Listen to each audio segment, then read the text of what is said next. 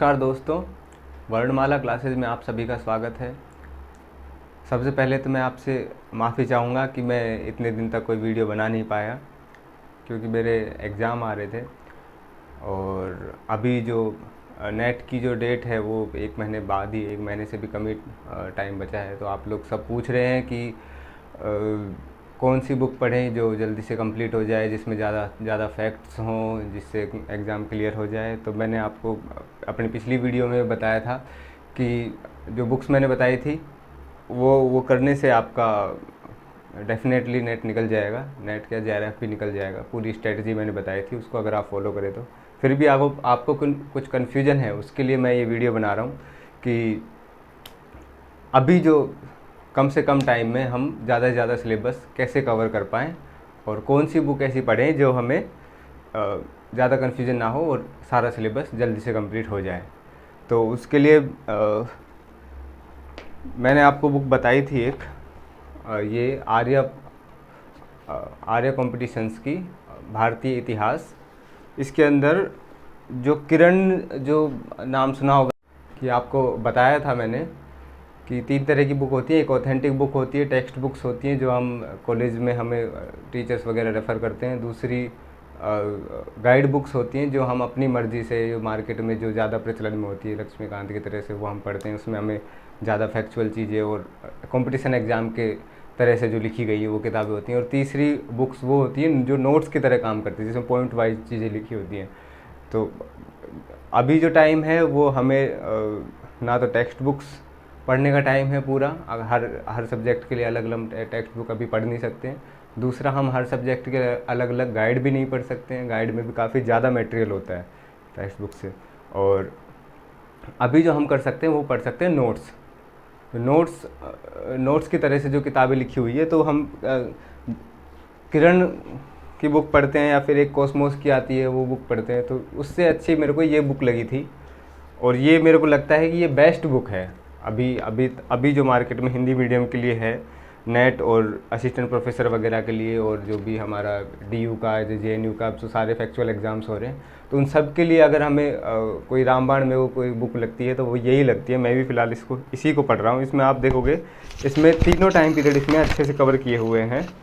प्राचीन भारत और फिर मध्यकालीन और आधुनिक।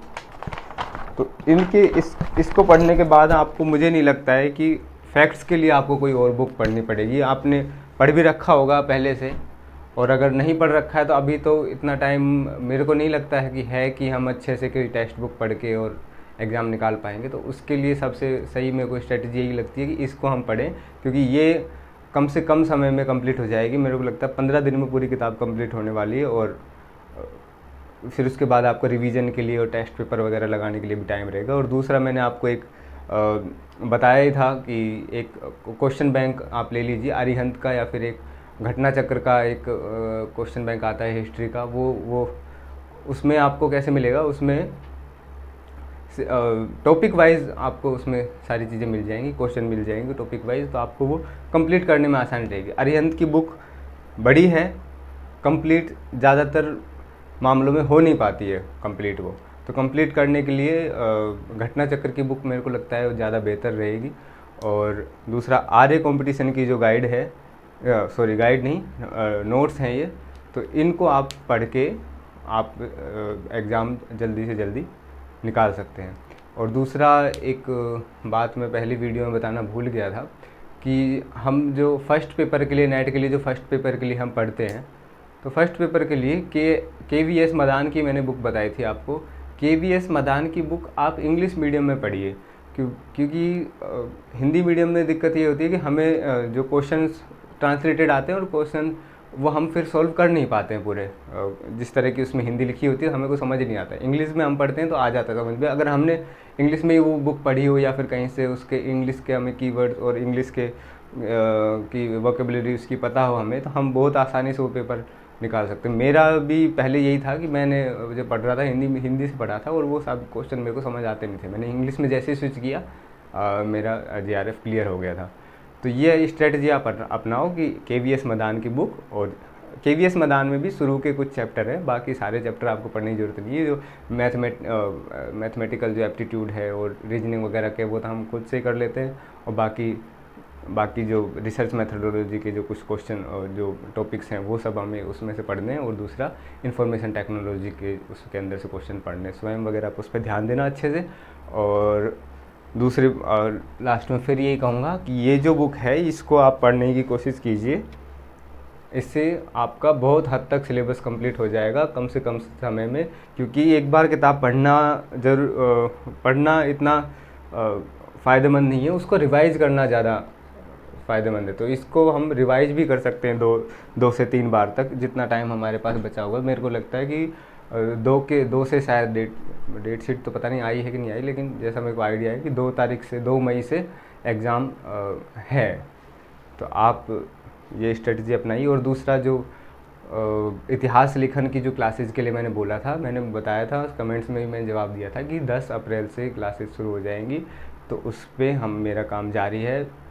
कल सुबह से या तो आज शाम को मैं रात को उसमें वीडियो क्लासेस डालना शुरू कर दूंगा।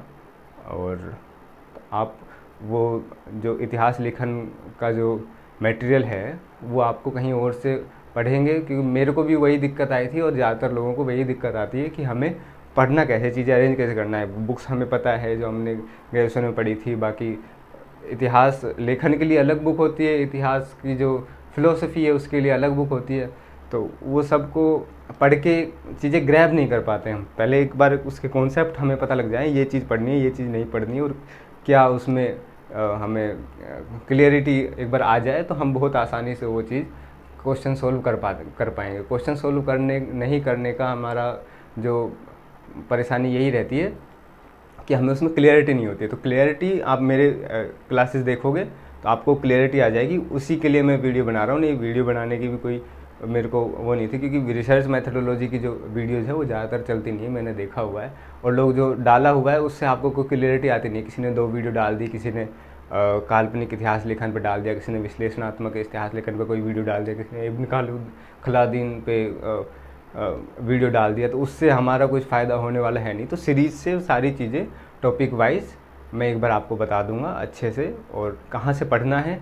और कुछ चीज़ों का मेरे पास मटेरियल भी है, तो मैं आपको मटेरियल भी वो आपको PDF फॉर्म में प्रोवाइड करवा दूंगा। तो आप देखिए, आप बस थोड़ा सा इंतज़ार और करना है आपको। आपने 2 महीने इंतज़ार किया है, तो मैं कोशिश करूंगा कि 20 से 22 तारीख तक, मैं लगभग कोशिश करूंगा 20 तारीख को, भले मेरे को दिन में 2 वीडियो डालना पड़े, मैं वीडियो उसमें छोटे छोटे डालूंगा ताकि आपको क्लियरिटी रहे कि हम क्या पढ़ रहे हैं।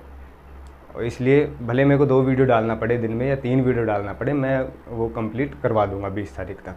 बाकी आपने जो वीडियो पे सपोर्ट दिया उसके लिए बहुत बहुत धन्यवाद। और जो आप जिस तरह से क्वेश्चन पूछ रहे हैं उस पर कमेंट्स पे आप जारी रखिए।